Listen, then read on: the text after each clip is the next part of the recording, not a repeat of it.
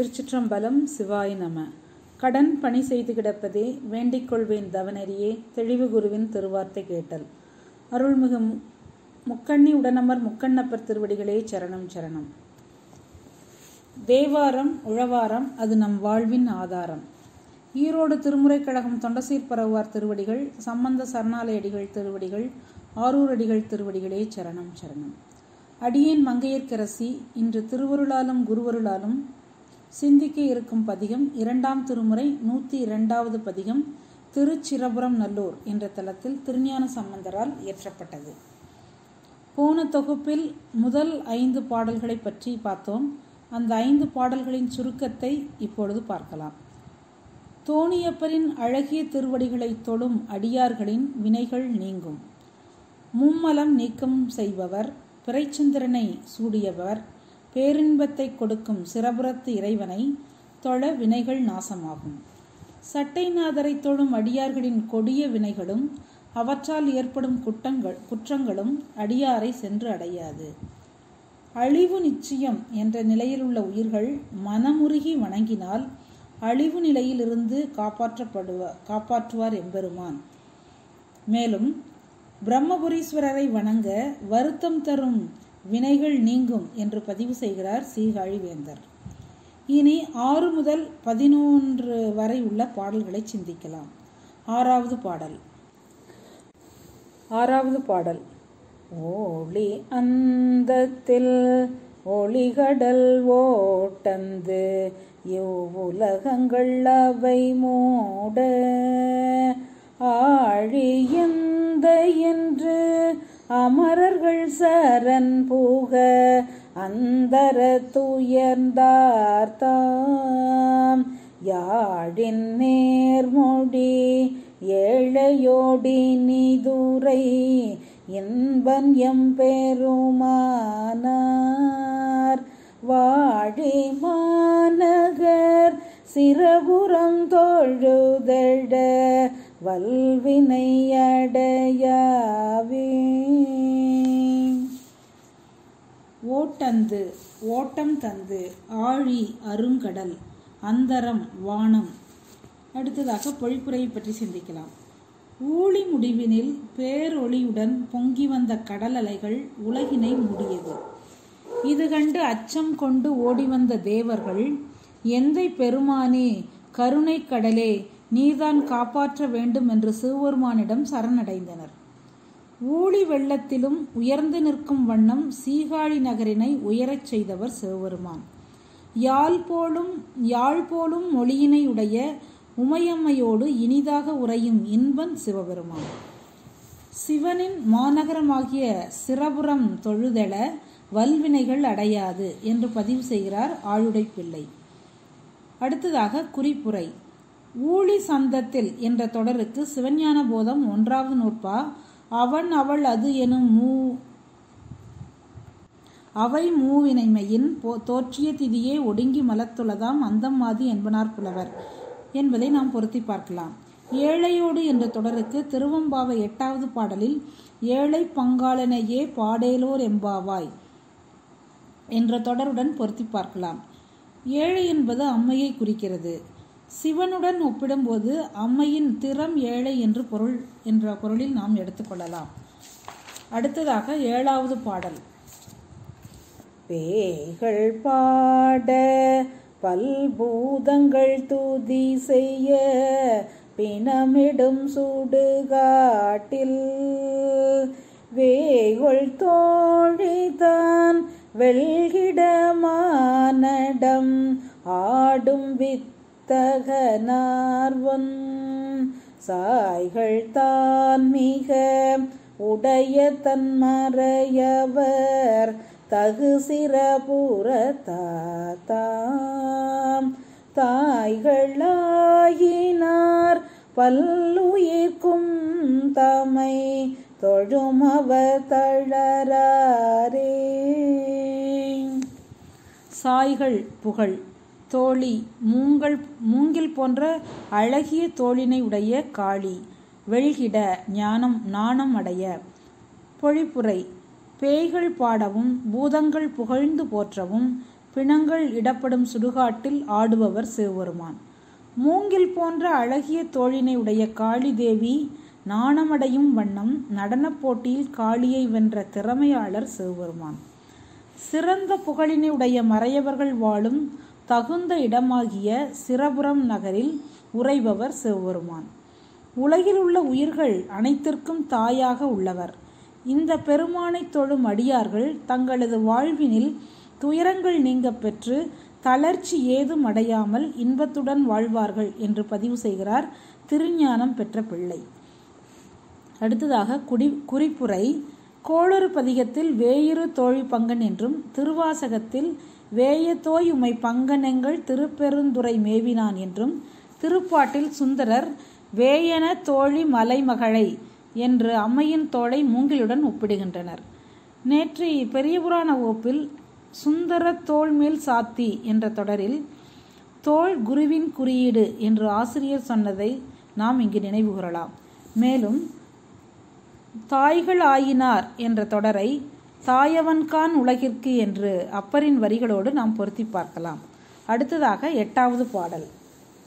இலங்கு போன்வரை மார்புடை ராவணன் எழில் கொள்வேற்பெடுத்த அன்று கலங்க செய்தலும் கண்டு தம் கழலடி நெறியவை தருள் செய்தார். புலங்கள் செங்கழு நீர்மலர் தென்றல் மன்றதனிடை புகுந்தாரும் குளங்கொள் மாமரை அவர் சிரபுரம் தொழுதெழ வினை கூறுகாவே. இலங்கு விளங்கும் வரி மலை பூன் அணிகலன்கள் புலங்கள் வயல்கள். பொழிப்புரை. மலை போன்ற அகன்றும் திண்மையாகவும் காணப்படும் தனது மார்பில் பல அணிகலன்களை அணிந்துள்ள அரக்கன் ராவணன் அழகிய கைலாய மலையினை பேர்த்தெடுக்க முயற்சி செய்தான்.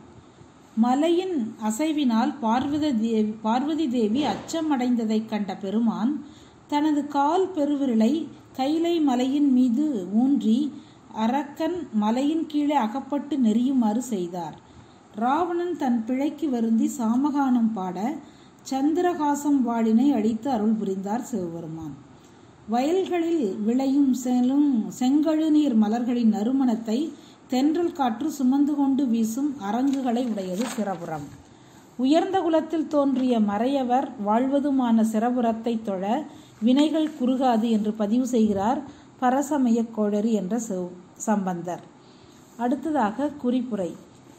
செங்கழு நீர்மலர் சிவனுக்கு உகந்த மலர் என்பதால் திருப்படையாட்சியில் மாணிக்க வாசகர் இன்னியல் செங்கழு நீர் மலர் என்று குறிப்பிடுகின்றார். அடுத்ததாக 9வது பாடல். வண்டு சென்றனை மலர்மிசை நான் மோகன் மாயனென்று இவரன்று கண்டு கொள்ளவோர் ஏனமுடன் நமாய் கிளறியும் பரந்தும் தாம் பண்டு கண்டது காணவே நீண்டயம் பசுபதி பரமேட்டி கொண்ட செல்வத்து சிரபுரம் தொழுதெழ வினையவை கூடாவே.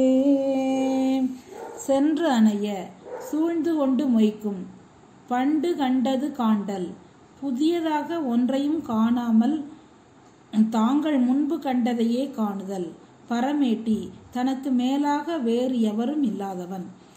பொழிப்புரை. வண்டுகள் சென்று சேரும் சிறப்பினை உடைய தாமரை மலரில் உறையும் நான்முகன் மாயன் இருவரும் தங்களில் யார் பெரியவன் என்று வாதம் செய்தனர். பெருமானின் அடியையோ முடியையோ காண்பவரே பெரியவர் எனக் கொண்டு பன்றியாகவும் அன்னமாகவும் சென்றனர். பெருமுயற்சி செய்த போதிலும் அவர்களால் புதியதாக ஏதும் காண முடியாத வண்ணம் தீப்பிழம்பாக நின்றவர் சிவபெருமான். தனக்கு மேலாக எவரும் இல்லாத தன்மையை உடையவர். இத்தகைய சிவபெருமான் அருள் செல்வம் நிறைந்த சிரபுரம் நகரத்தில் உரைகின்றார். அவரை தொழுதலும் அடியார்களை வினைகள் சென்று அடையாது என்று பதிவு செய்கிறார் காழிநாடுடைய பிள்ளை. அடுத்ததாக குறிப்புரை. பற்றாக வாழ்வேன் பசுபதியே பரமேட்டியே என்று சுந்தரமூர்த்தி பெருமானும் பசுபதி பரமேற்றி என்ற தொடரை பதிவு செய்கிறார். அடுத்ததாக 10வது பாடல். பறித்த புன்தலை குண்டிகை சமணரும் பார்மிசை துவந்தோய்ந்த செரித்த சீவர தேரரும் தேர்கிலா தேவர்கள் பெருமானார் முறித்து மேதிகள் கரும்பு தின்று ஆவியின் மூழ்கிட இளவாழை வெறித்து பாய்வயல் சிரபுரம் தோழ வினை வெட்டிடும் மிகத்தானே.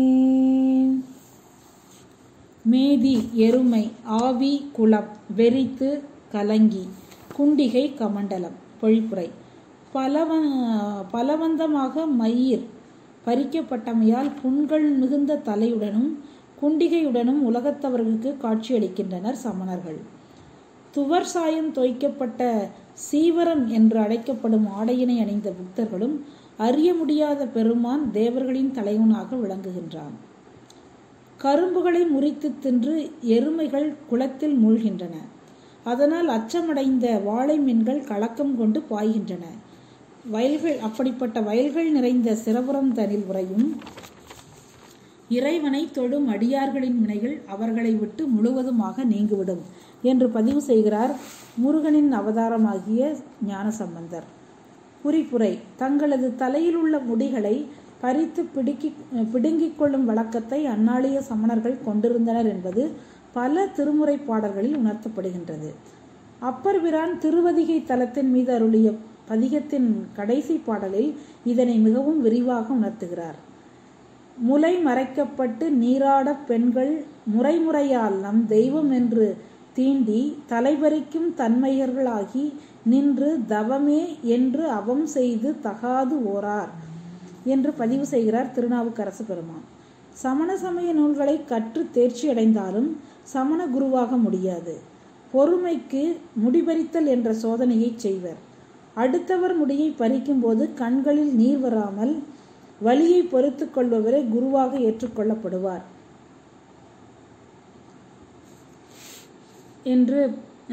என்பதாக அமைகிறது குறிப்புரை. அடுத்ததாக 11வது பாடல். பரசு பாணியை பக்தர்கள் அதனை பையரவோடக்கு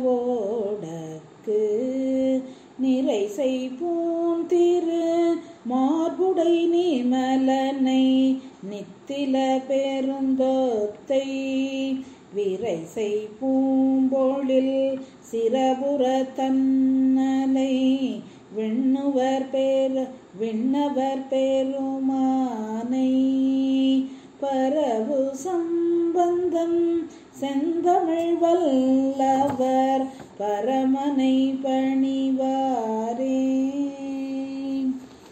பாணி கை, அத்தன் தந்தை, பையரவு படம் எடுக்கும் பாம்பு, பரசு மழு ஆயுதம்.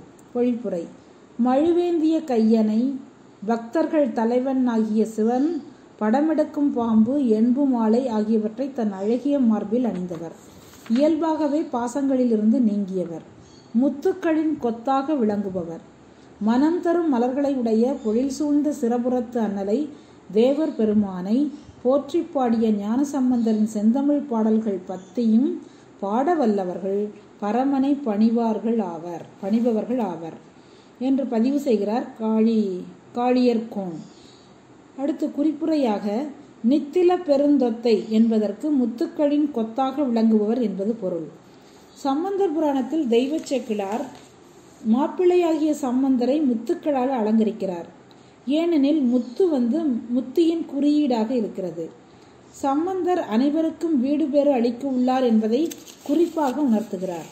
சம்பந்தர் வெண்பட்டாடை உத்தரீயம், மணிசாரி, பொன் சரடு, கொடுக்கின், தாழமாலை, சன்னவீரம், பூநூல், ஆரம், தண்டை, சரி, பொட்டு, வடம், குழை, மகுடம், அரைஞான் கயிறு போன்ற அனைத்து அணிகலன்களும் முத்துக்களால் அலங்கரிக்கப்பட்டு முத்து குவியலாக மணமேடைக்கு செல்கிறார் என்று ஆசிரியர் கூறியதை நாம் இங்கு நினைவு கூறலாம். திருச்சிற்றம்பலம் தொடரலாம். அடுத்ததாக ஈரோடு திருமுறை கழகம் தொண்டசீர்பரவார் குருகுலம் ஆசிரியர் ஆரூரடிகள் வகுத்து கொடுத்த படிமுறைகளை பற்றி சிந்திக்கலாம். பொதுநிலை. இதில் பொதுநிலை, உண்மை நிலை என்ற சிவனின் எண்குணங்கள், புராணச் செய்தி, குறியீடுகள், இயற்கை காட்சி, பிற செய்திகள் இவற்றை சிந்திக்கலாம். பொதுநிலையில் அங்கம், பிரத்யங்கம், சாங்கம், உபாங்கம் இவற்றை பட்டியலிடலாம். அங்கம் என்ற தலைப்பில் இன்பன், பெருமானார், வித்தகனார், சிறபுரத்தார், பசுபதி, பரமேட்டி, தேவர்கள் பெருமானார், அண்ணல், பரமன் என்பனவற்றை நாம் பட்டியலிடலாம். அடுத்ததாக பிரத்யங்கம் என்ற தலைப்பில் கழலடி என்ற சொல்லை பட்டியலிடலாம். அடுத்து சாங்கம் என்ற தலைப்பின் கீழ் பரசுபாணி என்ற சொல்லையும், உபாங்கம் என்ற தலைப்பில் பையரவ மாலை, அக்குமாலை என்ற தொடர்களையும் நாம் பட்டியலிடலாம். அடுத்து உண்மை நிலை என்ற சிவனின் எண்குணங்களில் தன்வயத்தினாதல் என்ற தலைப்பின் கீழ் தேவர்கள் பெருமானார் என்ற 10வது பாடல் 2வது வரியையும், தூய உடம்பினாதல் என்ற எண்குணத்தில் நிமலன் என்ற வரி 11வது பாடல் 2வது வரியிலும், இயற்கை உணர்வினாதல் என்ற தலைப்பில் நித்தில பெருந்தொத்தை என்ற தொடர் 11வது பாடல் 2வது வரியிலும், பேரருள் உடைமை என்ற எண்குணத்தில் ஊழி அந்தத்து ஒளிகடல், உயிர்கள் இழைப்பார ஊழிக்காலத்தை ஏற்படுத்துதல் என்றும், நெறிய வைத்து அருள் செய்தார் என்றும், நான்முகன் மாயனுக்கு அருளியது இவைகளெல்லாம் பேரருள் உடைமையில் வருகின்றன.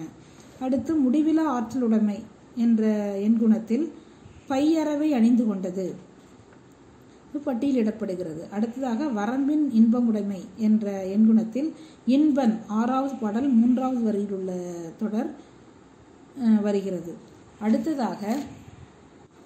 அடுத்ததாக புராண செய்திகளை பற்றி பார்க்கும் பொழுது இந்த பதிகத்தில் யானை உரித்த புராணம், வெண்மதி சூடிய புராணம், நீலத்தார் மிடற்று புராணம், பார்த்தனுக்கு பாசுபதம் அழித்த புராணம், காலனை உதைத்த புராணம், ராவணன் கையிலை பெயர்த்த புராணம் என்ற பல புராணங்கள் இருக்கின்றன. இவற்றில் நான் காலனை உதைத்த புராணத்தை சிந்திக்க இருக்கிறேன். கச்சியப்ப முனிவர் எழுதிய கந்த புராணத்தில் வாரியார் உரையில் மார்க்கண்டேயன் வரலாறு பற்றி நாம் சிந்திக்கலாம். கடகம் என்னும் நகரில் குச்சகன் என்ற ஓர் அந்தனர் இருந்தார். அவருடைய தவப்பயனாய் கௌஷிகன் என்ற ஒரு புதல்வர் தோன்றினார். அவர் மறைகள் முழுவதும் ஓதி முடித்துவிட்டு பின்னர் ஒரு தடாக கரையை சார்ந்து சிவபெருமானின் 5 எழுத்தை நினைந்து தவம் செய்யலுற்றார். உடல் உணர்ச்சி இல்லாது தவம் செய்து வந்த அவர் உடல் மீது விலங்குகள் உராய்ந்து கொண்டு போயின. இப்படி தவம் செய்யும் அவர் முன் திருமால் தோன்றி, உன் பெயர் இனி மிருக கண்டூயன் என்று வழங்கப்படும் என்று கூறினார். முனிவரும் எழுந்து தொழுது நின்றார். மதியனி பெருமான் முழுதுரு கருணை நின்பால் முற்றுக என்று கூறி திருமால் மறைந்தார். மிருக கண்டூயர் பின்னர் தந்தையிடம் சென்று தவம் புரிந்து வந்த விவரத்தை கூறினார். குச்சகன் கேட்டு மகிழ்ந்து மரபு வளர மனம் செய்து கொண்டு இல்லறத்தில் ஒழுகுமாறு உரைத்தார். புதல்வர் திருமணத்திற்கு உடன்படவில்லை. குச்சகன் தன் புதல்வன் கௌசிகனை நோக்கி, துறவிகளுக்கு அறம் செய்ய வேண்டும், பற்றற்றவர்களுக்கு உதவி செய்ய வேண்டும், இறந்தார்க்கு நீத்தார் கடமை செய்ய வேண்டும். இந்த அறநூல் கடமை செய்யாவிட்டால் பிறவி வரும். எனவே திருமணம் செய்து கொள் என்று கூற மிருக கண்டூயர் திருமணத்திற்கு சம்மதித்தார். குச்சகரும் பல நாடுகள் சென்று அனாமயம் என்ற வனத்தை அடைந்தார். அங்கு இல்லற முனிவர் உசத்தியன் மங்கலை தம்பதியினர் வாழ்ந்து வந்தனர். அவர்களின் தவ புதல்வி விருத்தையை தம் புதல்வர் கௌசிகனுக்கு திருமணம் செய்து வைத்தார் குச்சகன். கௌசிகன் விருத்தை தம்பதியின் புதல்வர் தான் மார்க்கண்டேயர். நீண்ட ஆயுள் கொண்ட கொடிய 100 புதல்வரை வேண்டாம் என்று மறுத்துவிட்டு 16 வயதையே கொண்ட சற்புத்திரன் ஒருவன் போதும் என்று வரம் பெற்றார் கௌசிகன். அந்த சற்புத்திரே மார்க்கண்டேயர். இளமை முதலே சிவபெருமானிடம் குன்றாத அன்பு கொண்டு பூசித்து பரம பக்தரானார் மார்க்கண்டேயர். 16 ஆண்டுகள் முடிகின்றன. யமதூதர்கள் வந்து அழைக்கின்றனர். பின் யமதூதன் அமைச்சர் காலன் வந்து அழைக்கிறார். இருவரும் வந்து அழைத்தவுடன் மார்க்கண்டேயர் மறுக்கிறார் வருவதற்கு. எனவே யமனே வருகிறார். உயிரை கவர்ந்து செல்வேன் என்று உறுதியாக கூறுகிறார். இதில் யமதூதர்கள் வேறு, காலன் வேறு, யமன் வேறு என்று புரிந்து கொள்ள வேண்டும். மார்க்கண்டேயர் யமனிடம் பேசுகிறார். நாங்கள் சிவனடியார்கள், நாங்கள் மால் பிரமன், உன்னையெல்லாம் பெரிதாக எடுத்துக் கொள்வதில்லை என்று கூறி திருக்கடவூர் சிவலிங்க திருமேனியை அணைத்துக் கொள்கிறார். கந்தபுராணத்தில் திருக்கடவூர் என்ற தலப்பெயர் இல்லை. சிவபுண்ணியம் மிக்கவர்களுக்கு ஆயுள் முடிந்தாலும் யமன் உயிரை கவர சிவன் ஆணை வழங்கவில்லை. ஆனாலும் தன் அதிகார உரிமையில் பாசக்கயிற்றை வீசுகிறார். சிவபெருமான் சிவலிங்கத்திலிருந்து தோன்றி யமனை உதைக்கிறார். யமன் உருண்டு வீழ்கிறான். அதன் பிறகு திருமாலும் அயனும் வேண்ட யமனை எழுப்புகிறார். சிவபெருமான் யமனிடம் சொன்ன வரிகள்: தயங்கு கண்டிகை நீற்றொரு புனைந்து எமை நினையும் நீரற்பால் கூற்றுவன் யான் என குறுகு வாயலை என்றும், யாம் என்று எண்ணுதி கண்ணுரின் அன்னவர் கழலின் வீழ்தியால் என்று அறிவுரை வழங்குகிறார். காசிபர் என்ற முனிவர் இக்கதையை சொல்வதாக கச்சியப்ப முனிவர் கந்தபுராணத்தில் கூறுகிறார்.